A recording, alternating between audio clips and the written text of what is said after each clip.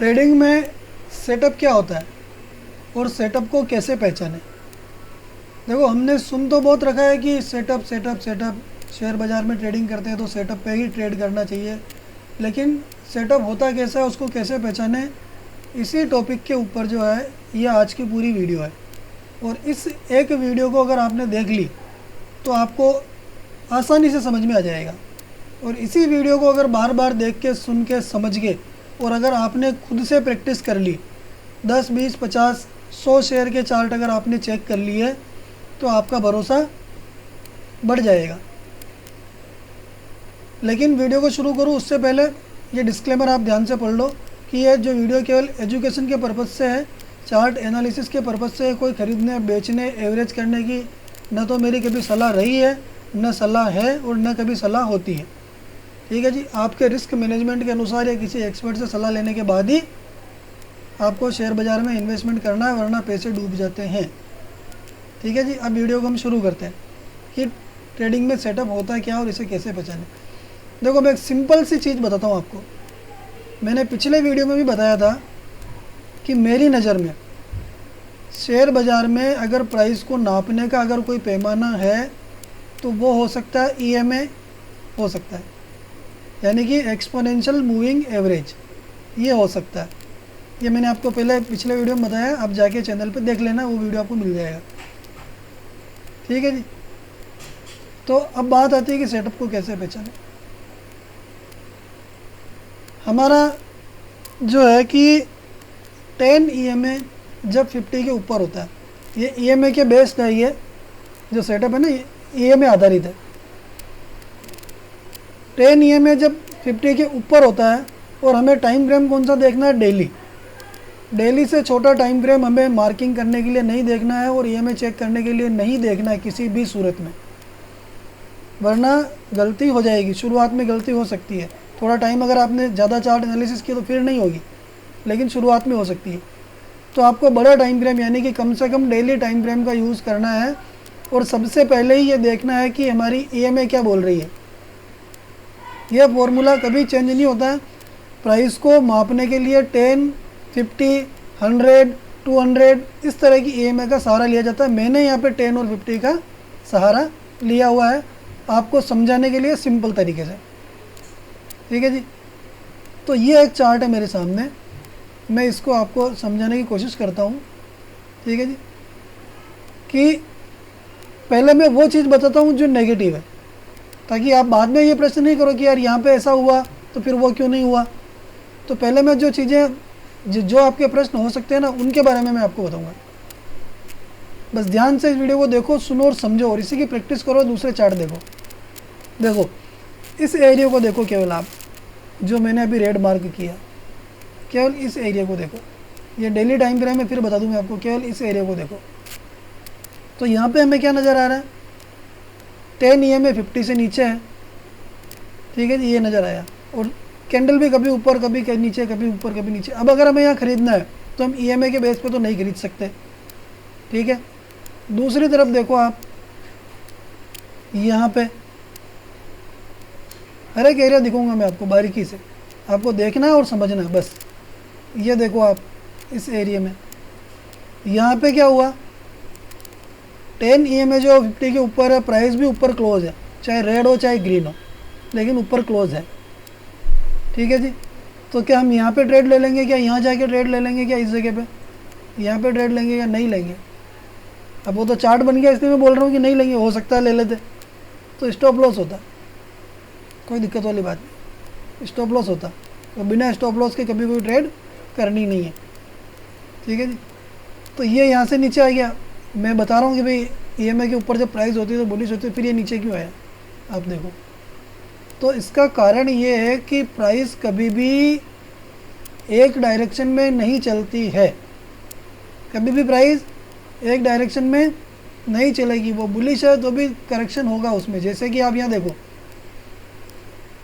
ये बुलिश हुई, फिर क्या हुआ, यहाँ तक साइडवेज हुआ, ये एरिया साइडवेज, और फिर यहाँ से नीचे आई। तो ट्रेंड जब इस्टेब्लिश होता है ना, आप बात को समझो, ट्रेंड जब इस्टेब्लिश होता है तो 2-3 मौके देता है हमें एंट्री करने के, 2-3 मौके देता है। ये भी आप एक बात ध्यान रखना, ठीक है जी। अब यहाँ पे देखो, यहाँ प्राइस फिर ऊपर गई इस एरिया में, यहाँ प्राइस ऊपर गई, लेकिन 10 EMA हमारी 50 से नीचे है।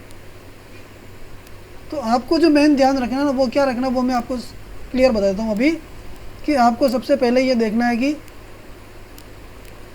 10 EMA जो है वो 50 के ऊपर होनी चाहिए, जैसा कि यहाँ पे हो रहा है, इस जगह पे हो रहा है। अब प्राइस यहाँ पे भी नीचे आई है, फिर प्रश्न आता है कि जब 10 EMA 50 के ऊपर है तो प्राइस नीचे क्यों आई। तो मैंने आपको बताया कि जब भी एक हाई लगता है ना, यानी कि जब प्राइस बढ़ती है तो करेक्शन ज़रूर होता है, बाज़ार कभी सीधा नहीं चलता। इस बात को दिमाग में घुसा लो, बिठा लो कि बाज़ार कभी सीधा नहीं चलेगा, जब तक वो सुपर बुलिश नहीं होगा तब तक ऊपर नीचे करके ही चलेगा, ठीक है जी। अब इसी चीज़ को, और अगर आपने सपोर्ट रेजिस्टेंस वाला वीडियो देखा तो आपको पता चल जाएगा, मेरी बात इससे लिंक हो जाएगी, वो आप देख लेना। अब इसी चीज़ को मैं आपको दिखाता हूँ, इसी एरिया को केवल मार्क करता हूँ, आप बिल्कुल ध्यान से देखो एक एक चीज़। सिंपल चीज़ बता रहा हूँ इंडिकेटर के बेस पर, फिर अगली वीडियो में बिना इंडिकेटर के बेस पर ही बताऊँगा आपको, लेकिन वो थोड़ा कठिन है। ये सिंपल है, इसको देखो आप कि हमने क्या देखा, 10 EMA 50 के ऊपर, ये 10 EMA 50 के ऊपर। अब हमें क्या करना है, अब देखो डेली टाइम फ्रेम को एक बार मार्क भी कर देते हैं कि ये जो ग्रीन कैंडल दिख रही है ये हमारा एक हाई था, ठीक है जी। यहाँ पे 10 EMA जो है 50 के ऊपर है, यहाँ पे भी ऊपर है, यहाँ पे भी ऊपर है, लेकिन हमेशा हमें क्या करना है, हाई मार्क करना है, हाई मार्क करना है, लो मार्क करना है। तो हमने क्या देखा कि अगर मान लो इसके ऊपर हाई के ऊपर, अगर हमने ग्रीन कैंडल के हाई के ऊपर अगर ये लाइन लगा दी हमने, और फिर जब ये नेक्स्ट कैंडल बनी, देखो ट्रिगर ऑर्डर अगर हमारा होता तब तो हम यहाँ पे फंस जाते, ये बात पक्की है, क्योंकि हाई पे एंट्री लेनी है हमने, हम एंट्री का लेंगे हाई के ऊपर। तो ये जब 6 जुलाई की कैंडल है, इसके हाई के ऊपर हमने एंट्री लगा दी होगी, तो 7 जुलाई को हमारी एंट्री हो गई, तब तो हमारा ऐसा लिट हो गया। लेकिन अगर हमने वेट किया, ठीक है जी, अगर हमने वेट किया होगा तो हमें ये मार्केट क्लोज होने के बाद में ये पता चल गया होगा कि इस कैंडल में ऊपर से रिजेक्शन है। मैंने इसके ऊपर भी एक वीडियो बनाया हुआ है कि रिजेक्शन अगर ऊपर की तरफ से होता है, ऊपर की विक लंबी होती है तो क्या होता है, नीचे की विक लंबी होती है तो क्या होता है, इसके ऊपर भी मैंने वीडियो बनाया हुआ था कि देखना आप। तो ये हमें रिजेक्शन नज़र आ जाता, और अगर एंट्री ले ली होती तो हमारा ऐसा लीड हो जाता। तो जब रिजेक्शन आ रहा तो हमने किसको, इस ये हाई हमारा अभी भी मार्क है, और इसी तरीके से हमें क्या करना है, लो भी मार्क करना है, जबकि हमें ये पता है कि 10 EMA जो है वो हमारी 50 से ऊपर है। तो सबसे पहले हम कैंडल का लो मार्क कर देंगे, उसके बाद में स्विंग का लो मार्क करेंगे, ये होता है। तो स्विंग लो का है हमारा, अगर हम स्विंग लो देखें तो कैसे देखेंगे अब इसको, कोई सा भी या तो डेली का मार्क कर सकते हैं, ठीक है जी। परफेक्ट कुछ होता नहीं है, सब अपने अपने हिसाब से करते हैं और प्रैक्टिस से ही आता है। जैसे मान लो हमने इसी का लो मार्क कर दिया, इसी एक ग्रीन कैंडल का, कौन सी कैंडल, 6 जुलाई की कैंडल को, और अब इसको 15 मिनट कर दिया। देखो आप, मैं फिर बता रहा हूँ आपको कि अगर हमने ट्रिगर प्राइस डाली होती यहाँ पे 7 जुलाई को ट्रेड करने के लिए तो हमारा एसएल हिट हो जाता, लेकिन एंट्री में 15 मिनट में लेनी चाहिए हमेशा, तो उससे एसएल हमारा छोटा ही जाता है, बड़ा नहीं जाता है। और हमारी इसमें कोई गलती भी नहीं है कि भाई हमने इसमें, ये रहा हमारा, ये 6 जुलाई है, ये ऊपर जो लाइन दिख रही ब्रेक लाइन ये हाई है, और 7 जुलाई को अगर हमारी एंट्री होती, ये रहा 7 जुलाई यहाँ पे आ गया, 7 जुलाई को अगर हमारी एंट्री होती तो हम फंस जाते, ऐसा हो सकता है। जबकि 11:15 की कैंडल है, यहाँ पे कोई ट्रेड लेता नहीं है, ट्रेड अगर लेनी होती है तो कहाँ लेता है, 6 जुलाई के बाद में 7 जुलाई यहाँ चालू हो रही 9:15 बजे, ठीक है। तो यहाँ भी ले सकते हैं, इसके ब्रेकआउट भी ले सकते हैं, और यहाँ भी लिया होगा तो असल हिट हो जाएगा। लेकिन अब अगर आगे बात करते हैं, हमारे पास में ये लाइन थी एक, जहाँ से बाज़ार गिरा था, ये शेयर का भाव नीचे आया था, तो हमारे पास में एक ये सप्लाई जोन आ गया, इस तरीके से मार्क करो, ये हमारे पास में एक सप्लाई जोन आ गया, और ये नीचे हमारा डेली का सपोर्ट आ गया, ये ब्लैक लाइन। अब आगे चले, हमें फिर वही देखना है कि या तो 10 EMA 50 के ऊपर क्लोज हो जाए और कैंडल भी क्लोज हो जाए, और या फिर क्या देखना है कि पिछला जो हमारा हाई था जो हमने मार्क किया था उसके ऊपर क्लोजिंग हो जाएगी। तो उसके ऊपर क्लोजिंग कहाँ हुई है, यहाँ हो गई है, ये क्लोजिंग हो गई है। इस कैंडल ने भी दी है हालांकि, लेकिन यहाँ हो गई है। तो हम यहाँ पे अब अगर हमें ट्रेड लेना है तो मेरे हिसाब से यहीं पे हमारी एंट्री होगी, यहीं एंट्री होगी, या यहाँ मान लो जैसा कॉन्फिडेंस उस समय रहता है, ठीक है जी। जब ट्रेड ले रहे हैं ना तो उस समय जो कॉन्फिडेंस हमें रहता है वही काम में आता है। बाकी ये वीडियो वाला तो ठीक है, सारा मिल जाता है इससे, लेकिन उस समय जब हम काम कर रहे हैं तो क्या करना है, क्या होता है वो दिखा जाता है। तो ये हमारा यहाँ पे एंट्री हो जाती है, क्योंकि डेली में क्या है 10 EMA 50 के ऊपर है, 15 मिनट में भी ऊपर हो गई अब, और प्राइस हमारा उस रेजिस्टेंस के ऊपर क्लोज हो गई। ये ब्लू लाइन जो रेजिस्टेंस थी डेली वाला। तो अब इसको देखते हैं कि ये ट्रेड में क्या हुआ। और 1 = 3 हमें कम से कम लेना है। मान लो 172 का ऐसा ला रहा है तो मान के चलते हैं कि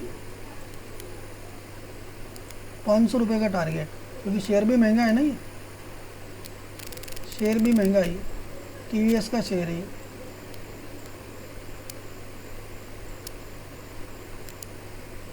तो आज जाके इसमें ये टारगेट हमें मिला। कब से, 21 जुलाई से लेके और आज 31 जुलाई, 10 दिन में हमें 1 = 3 का टारगेट मिला। अब इसी में अगर दूसरी एंट्री लेनी होती, मान लो हमें दूसरी एंट्री लेनी होती तो कहाँ लेते हैं। सेटअप सिर्फ यही है कि आपको 10 EMA 50 EMA को देखना है और पहले डेली टाइम फ्रेम के अंदर उसको करना है। अब यहाँ हम क्या करते हैं, हमें मालूम है डेली में क्या अप है तो इसको मार्क कर देते। अब यहीं पे जाके डेली में देख लेते कि डेली में हमारा ये रेजिस्टेंस, इसी कैंडल का हमने लो लगा, इसी कैंडल का हमने लो मार्क कर दिया, ठीक है जी। ये ग्रीन कलर वाली लाइन देखना आप, ये लो मार्क कर दिया, वो ऊपर हाई सप्लाई जोन मार्क हो गया और फिर 15 मिनट में चले गए। तो ये देखो आप, नीचे वाली लाइन अब मैं हटा देता हूँ, कन्फ्यूजन नहीं होगा। तो फिर हमने देखा तो हमारा रेजिस्टेंस कहाँ है, यहाँ है। लेकिन होगा क्या, आप बात को समझो कि जब हमने अगर ये मार्किंग कर ली होगी तो हमें यहाँ ट्रेड लेने की ज़रूरत नहीं पड़ेगी। इस जगह पे ट्रेड लेने की ज़रूरत पड़ेगी नहीं। अगर आप प्रैक्टिस करोगे तो हमें पहले ही पता चल जाएगा कि डेली में लो हमारा ये था ग्रीन लाइन, और फिर हमें नज़र आ जाएगा ये वाला ब्रेकआउट। और यहीं पे देखो आप वापस 10 EMA 50 के ऊपर क्लोज हो गई है। ये एक छोटा रेजिस्टेंस था, ये बड़ा ऊपर वाला ये रेजिस्टेंस था। तो हम इतना ऊपर जाके ट्रेड क्यों लेंगे। आप मुझे एक बात बताओ, अगर हम 15 मिनट चार्ट देख रहे हैं एंट्री के लिए तो मार्किंग तो हमने कर दी, तो फिर हम यहाँ क्यों लेंगे। हमारा रेशो के हिसाब से सेकेंड एंट्री हमारी यहीं बन जाएगी, यहाँ बन जाएगा ज़्यादा से ज़्यादा 84 रुपीज़ का। फिर हमारा वही फार्मूला 1 = 3 वाला कि कम से कम हमें ये लेना है, ये कोशिश करनी है। नहीं मिला तो फिर असल भी ट्रेल कर लेना, और क्या। तो ये 1 = 80 का हमारा इसमें स्टॉप लॉस है 85 रुपये का, और 280 का टारगेट मिल चुका है। तो सबसे शुरुआत में सिंपल तरीके से आपको केवल डेली टाइम फ्रेम ही करना। मैं बार बार इस बात को रिपीट कर रहा हूँ ताकि आप भूलो नहीं।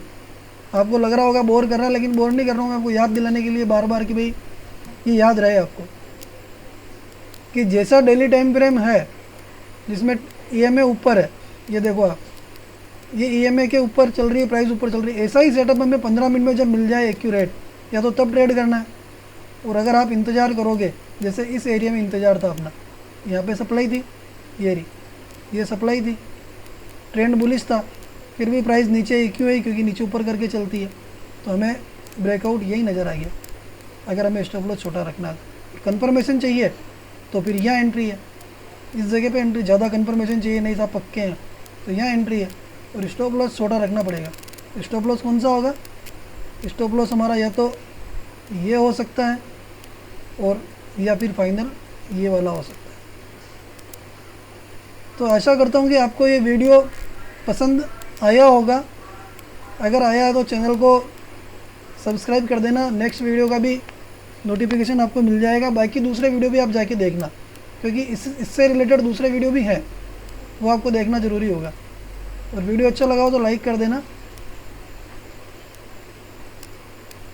सबसे बेसिक चीज़ है ये, एडवांस भी होती है, लेकिन आप बेसिक से शुरू करके एडवांस में जा सकते हो।